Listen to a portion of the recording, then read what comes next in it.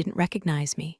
That was the part that rattled me most, more than the slick presentation deck with my stolen code, more than the fact that he called it proprietary in-house tech. I stood there, 4 rows back at the Disrupt SF conference, watching Jared, the same man who once spilled whiskey on my keyboard and told me to take it out of my feelings budget, parade my algorithm like a show pony. And when our eyes met, there wasn't even a flicker of guilt, just that same plastic smirk, that VC-polished charm he wore like cologne. He didn't know me. I stood there, invisible in my own legacy, feeling like a ghost watching someone else live my life. He clicked to slide 6, my slide 6, and I felt my throat close. Not because of the theft. That part was old news. What made my stomach knot was the line of code frozen on the screen behind him. Line 208, my signature, buried in a log comment, / v2 optimization after Montreal crash AMR those initials. Mine. I had left them there years ago in a moment of dumb pride, like carving your name into a tree you don't own. He hadn't scrubbed it. He hadn't even noticed, or maybe he had. And that's what broke me. Rewind 5 years. They hired me out of a hackathon I didn't even want to attend. I was 24, brilliant, and utterly naive. Their pitch was syrupy: disruption, diversity. We're a family here. What they meant was, we need a girl genius to polish our image, underpay her, and work her until she forgets her own name. And I did. I worked like I was building heaven's back end. 14-hour days, weekends blurred into weekday nights. But I loved the problem: distributed efficiency in hybrid clouds. I had something that scaled better than anything on the market. I tested it, proved it, deployed it. First time I ran it on our staging servers and watched latency drop by 37%, I actually cried. They named the product Juno, like it came from the gods. Not from me, sobbing over server logs with coffee-stained hoodies and blistered fingers. They made millions. I got stock options that matured into dust. At first, I stayed quiet. I told myself I was building clout, that eventually the meritocracy would catch up.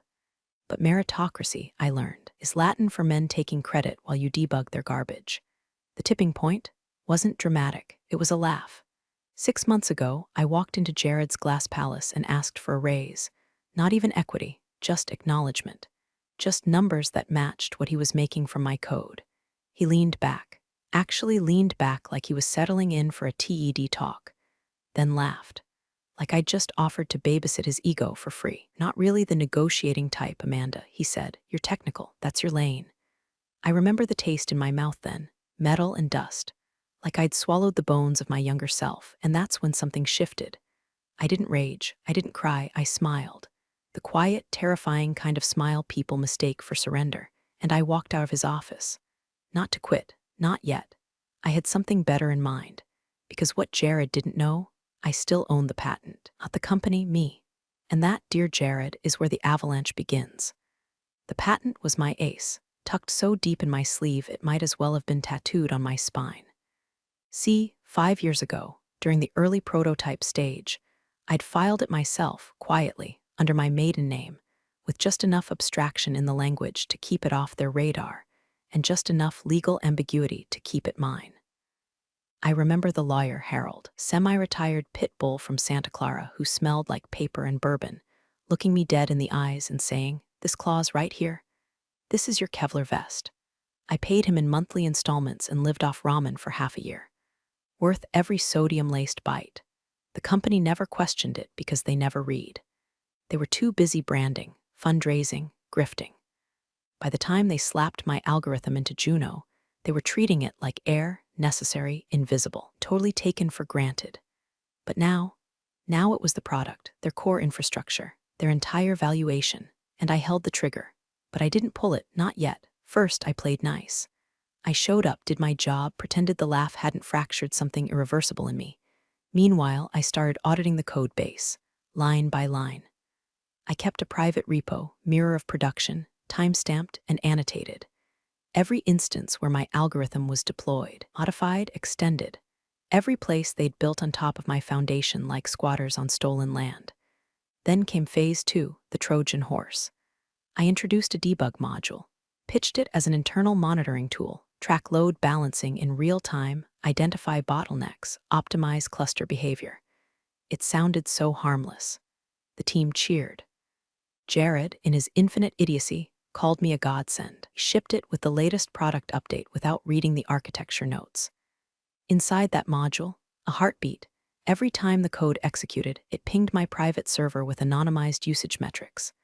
Legally, it wasn't even espionage, it was telemetry. And thanks to that heartbeat, I knew exactly when, where, and how often my algorithm was being used, which, by late April, was everywhere. By then, I had my dossier.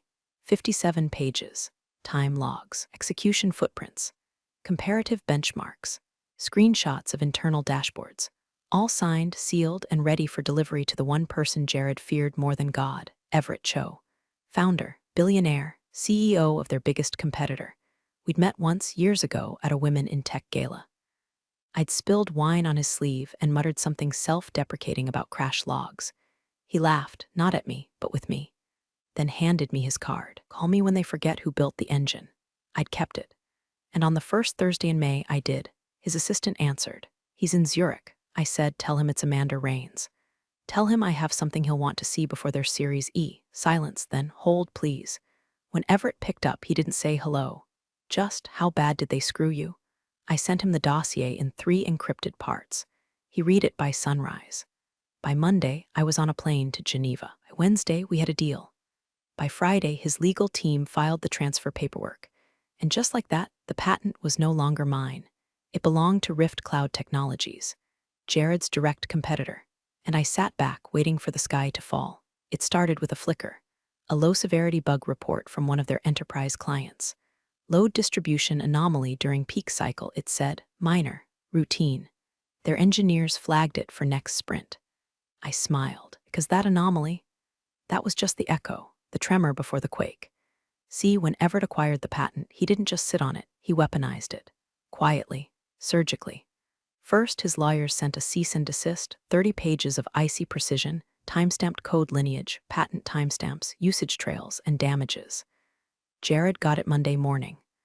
I know because Brett, the only halfway decent engineer left on their back-end team, texted me a screenshot of Jared pacing in front of the whiteboard like a zoo animal. He'd drawn a triangle labeled risk and underlined it 7 times. By noon, the CTO's assistant was calling emergency meetings like confetti. By 2 p.m., their VP of legal had resigned.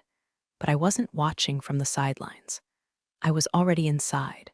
2 weeks before I sold the patent, I'd been transferred to a support division, internal politics, something resource allocation. Jared thought he was punishing me. What he'd actually done was give me low-profile access to infrastructure no one monitored. I cloned their internal wiki. I downloaded every single Jira ticket, Confluence doc, Slack archive I could get my hands on. Quietly, precisely, because I knew what was coming next. They'd lie. They'd gaslight. They'd say it was all convergent innovation or incidental overlap. Try to rewrite history while standing on the ashes of my work. But I had receipts. So when Jared marched into our Thursday all-hands and said, there's been a misunderstanding regarding some IP concerns, I almost choked on my La Croix. He called it a misunderstanding, like he hadn't built an entire product suite on tech he didn't own. The engineers were nervous. One even asked, are we refactoring the Juno stack? Jared waved him off. Legal's handling it. Nothing changes for now, except everything was changing. Rift Cloud had gone public. Their new flagship platform, Rift T-Load AI trademark, built on my algorithm, refined, modernized, supercharged with their GPU layer. And best part, every major client Juno had ever lured with my back-end magic. They saw the patent news. They saw the lawsuits. They smelled blood. By the following Monday, 5 contracts had pulled out of Juno. 2 jumped ship to Rift Cloud. 1 went nuclear on Twitter. Jared, meanwhile, was trying to patch a sinking ship with duct tape made of delusion. He ordered the engineers to rewrite core logic, not realizing that even rewriting it would still violate the patent unless they reimagined the architecture from the ground up, which would take, about 18 months they didn't have. He summoned me to his office. Finally, I walked in like a ghost he didn't believe in. His eyes were red. He looked smaller. Amanda, he started, not Mandy, not kiddo, just Amanda. The name you use when you're trying to remember who you're speaking to. I need your help, he said. I sat down, crossed my legs, let the silence breathe, then said, oh, Jared, I think you're confusing me with someone who owes you something. He blinked, like maybe he'd hallucinated that tone or that spine. This company, he started, ran on stolen work for 5 years. I cut in. You built an empire on a lie, and now you want me to what? Help glue the bones back together. I can get you a seat at the table, equity, senior architect, you name it. I leaned forward almost gently. You already had me, and you pissed it away for bonus and a feature in Fast Company. His jaw clenched. So you're just gonna let it all burn? And I swear I almost laughed. Because let it burn? No, Jared. I lit the match. First layoffs hit Friday.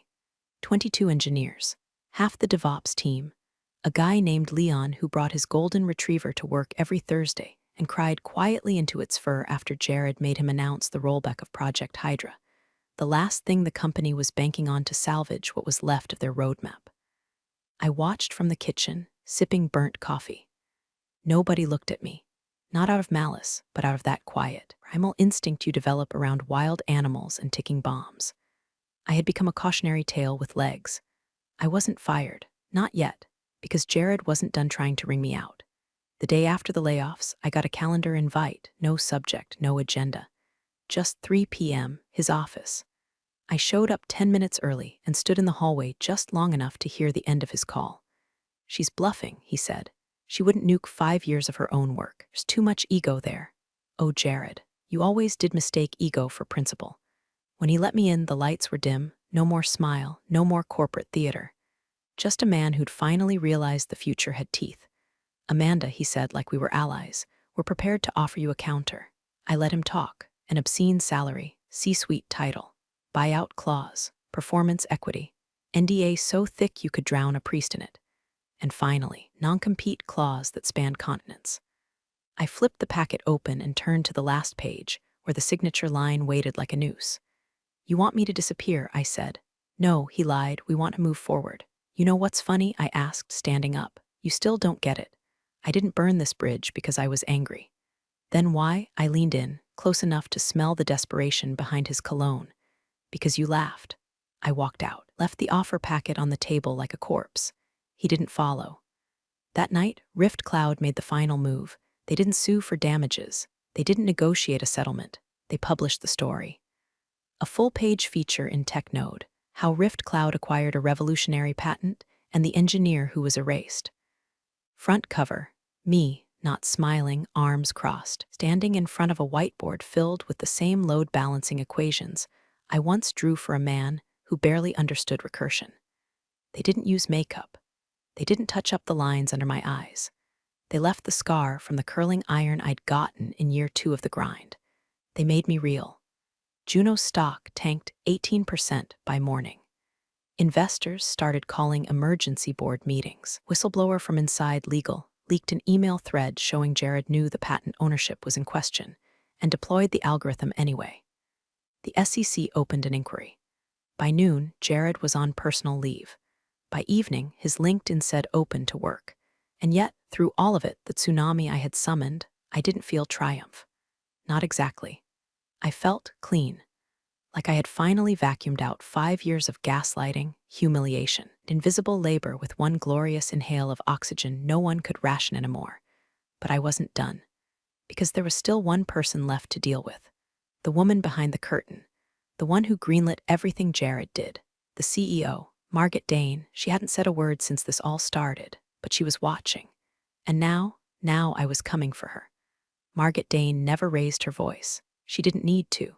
She could peel flesh with tone alone, one of those corporate witches who wore silence like armor and filed her fingernails with quarterly projections. If Jared was a frat boy with a god complex, Margaret was the quiet god that actually ran the universe. People joked she had a neural interface to Bloomberg. Nobody had ever seen her eat. She hired Jared, defended him, and once referred to me in a board meeting as one of our junior algorithmic specialists. This, years after I'd built the architecture that floated their entire cloud division. So when I walked into the boardroom uninvited, I wasn't expecting an audience. Just a queen on her collapsing throne. She was exactly as I remembered, slate gray suit, sharp lipstick, no jewelry except a wedding band that looked like it cost more than my first car. Her assistant tried to intercept me. Margaret raised one hand and said, "Let her in." No smile. No welcome. Just, "I assume this is about the fire you started." I sat across from her and said nothing. Let the weight sit. Let her feel it. You've made your point, she said after a long pause. Jared was reckless. The board agrees. We're cleaning house. Cleaning house won't fix the foundation, I said. You built your empire on a stolen engine. She didn't flinch. You licensed it. Your contract was never valid. Your legal team skipped due diligence. And now it's rift clouds. Arget's jaw twitched once. A microfracture in the ice. We can still salvage the company, she said. You've made your power play. What's the ask? The ask, I said, is a confession. That got her. One blink, slow, you want blood, I want truth. She looked at me the way a lioness might study a wounded gazelle wondering why it's charging her. You're playing with fire, Amanda. Companies don't collapse because of truth. They collapse because of stories.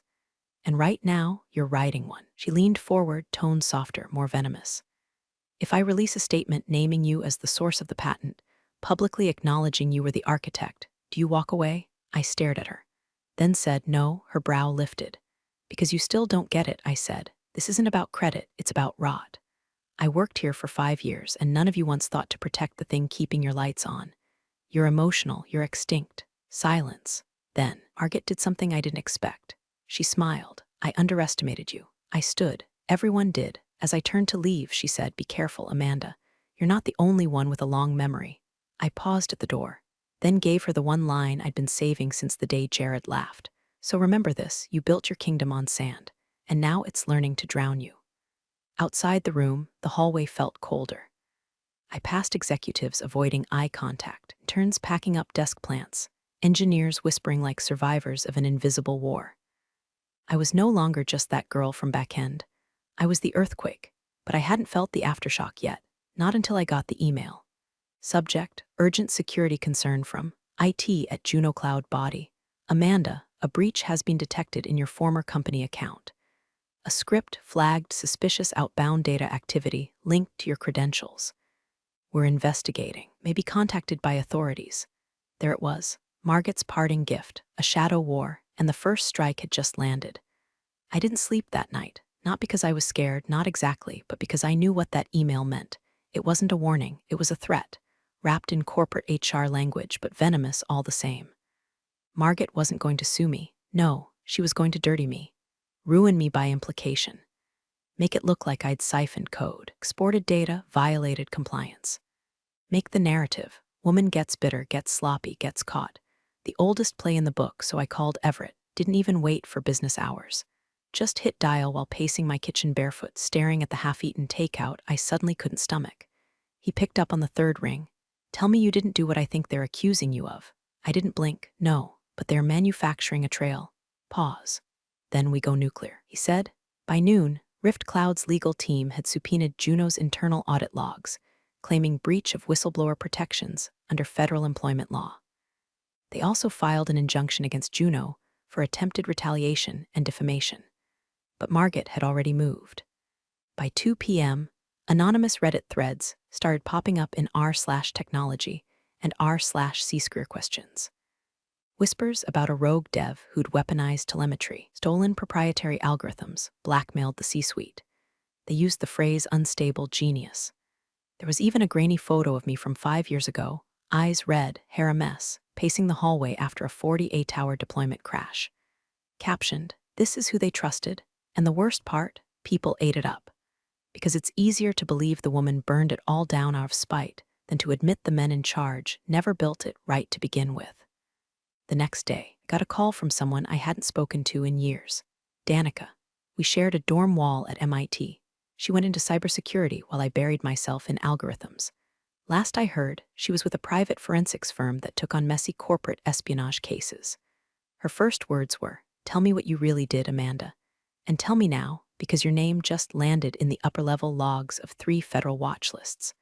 I told her everything, line by line, packet by packet, from the debug module to the heartbeat server. From Jared's laugh to Margot's offer to bury me, she listened, didn't speak for a full 2 minutes, then said, you're not paranoid, they're building a case, not because it's true, but because it's believable. Then her voice lowered, but I can help. She walked me through how to pull the receipts on their receipts. See, Juno had exported data from my machine, but not to me, staged a push to a sandbox environment, then backdated the logs to make it look like I had done it. And thanks to one timestamped glitch, One forgotten time zone mismatch in the file's metadata. I could prove it. Danica helped me trace it, package it, digitally notarize every byte. By Friday, we'd compiled a 300-page counter dossier. Everett's lawyers sent it straight to the board of directors. No press this time, no theatrics, just facts. Legal, cold, and surgically sharp. And by Monday, Margaret Dane was gone, resigned for personal reasons, which we all know is Silicon Valley for the guillotine dropped while the champagne was chilling. But this wasn't over, because while Margaret vanished from LinkedIn and the Reddit rumors began to rot under the weight of facts, a new name popped up in my inbox: Investor Relations. Confidential acquisition offer, and the buyer, not Rift Cloud, not Juno, someone else entirely. Ghost I hadn't heard from in years. And they didn't want my code, they wanted me. The name in the email made my stomach twist like bad sushi. Dorian Chen. Back in the early days, before Juno, before the sleepless nights and stolen credit, Dorian was the one person who almost beat me at the Ascend hackathon. Not with better code, but with better strategy. While I was optimizing algorithms like a monk on Adderall, was pitching his half-baked prototype to angel investors in the lobby. By the end of the weekend, I had a perfect engine and no job offers. He had 4 venture dinners and a convertible Tesla. We hadn't spoken since, until now. His message was short: Amanda, I followed the Rift Cloud play. Brutal, elegant, classic you, let's talk. There's a table with your name on it and no Jared's in sight. I stared at the screen for 5 full minutes, felt like deja vu with sharper teeth. Dorian was now CTO at Novaquint, an AI firm that recently swallowed up 3 edge computing startups and made headlines with its post-cloud infrastructure theory. In short, they were hungry. And with Juno bleeding out and Rift Cloud gorged, Dorian saw the next move before anyone else even knew they were on the board. I didn't reply right away. I didn't trust him, but I was curious. And curiosity, better or worse, has always been my drug. We met 2 days later in a private room above a Japanese whiskey bar in Palo Alto. He wore a muted hoodie over a $400 haircut and greeted me like we'd just stepped out of undergrad. Amanda Rains, he said, offering a glass, still setting fires with a keyboard, I see. I ignored the charm, offensive, and asked, what do you want? He didn't blink. You. Then leaned back and explained his pitch. Juno's dead weight. Rift Cloud's going to bloat. They're not built to scale what you built, just to buy time. But you, Amanda, you're not a feature, you're infrastructure, you're the next architecture. He laid out an offer that was both obscene and surgically tempting. CTO of a new Skunkworks division, autonomy over team, roadmap, and implementation, equity larger than the market cap of most Series B techs, and most importantly, ownership. My name on everything. No backroom deals. No Jareds, no Margits. It was everything I wanted, everything I deserved, but something felt off. Too smooth, too rehearsed. So I asked the only question that mattered, why now? And his answer chilled me, because you've proven you're dangerous. And dangerous people are only assets or threats. I'd rather you be the former. That night, I didn't sleep again. Because it hit me, they all wanted the same thing. My brain, my code, my power. But none of them really saw me. Not the woman who broke quietly in conference rooms. Not the girl who filed patents in secret while eating noodles off paper towels. Not the human being behind the architecture they all wanted to exploit or contain. They didn't want a partner. They wanted a weapon. And I was done being pointed. It was time to build my own kingdom. And this time, no one would laugh. I turned down Dorian's offer the next morning. No theatrics, no scorched earth. Just a single sentence: I'm not building someone else's empire again. His reply was instant. Shame. I like the idea of being on the same side for once. But be careful out there, Amanda. The world doesn't like free radicals. He wasn't wrong. 3 days later, my inbox was flooded with veiled consulting proposals from firms I'd never applied to. They all sounded the same, vague titles, 7-figure projections, strings so long you could play cat's cradle with them. Every one of them a leash. I deleted them all. Instead, I opened a blank document. Just me, a black screen, and the flicker of a blinking cursor. Line 1, / New World boot sequence initiated AR, then I started building. No investors, no middlemen, no smug CTOs mistaking my silence for submission. I called it Mirror, because every algorithm would reflect the values I was denied. Attribution, transparency, equity in design. I coded like I was exercising every ghost that ever whispered you're lucky to be here. Wrote every module with the kind of fury that isn't loud but atomic. And then I released the beta. Open source, under my real name, no gatekeeping, no NDA, no glass ceilings. Within 72 hours, it hit #1 on GitHub trending. By the end of the week, 3 universities had emailed asking to build curriculum around it. Engineers who'd once ignored me in conference calls were tagging me in posts, begging to contribute. Even Brett from the old team sent a DM. "This is what we should have built from the start." I'm sorry. I didn't reply. Didn't need to. Because somewhere out there, I knew Jared was watching from whatever startup cave he'd crawled into, watching his empire crumble in the rearview as the thing he thought he owned evolved without him. And Margaret, she'd resurface eventually. They always do. Probably on some advisory board, peddling resilience at Women in Tech panels. I hope she chokes on her own buzzwords. As for me, I still don't have an assistant. Still drink gas station coffee. Still write code at 2 a.m. with my hair in a bun and 3 tabs open about Kubernetes I'll never actually read. But now I own every damn keystroke. And if the industry ever dares to forget again, I'll remind them with silence and a tsunami. You're the real MVPs of the office jungle. Thanks for watching. Smash that subscribe button, or the coffee pot might just forget your next brew.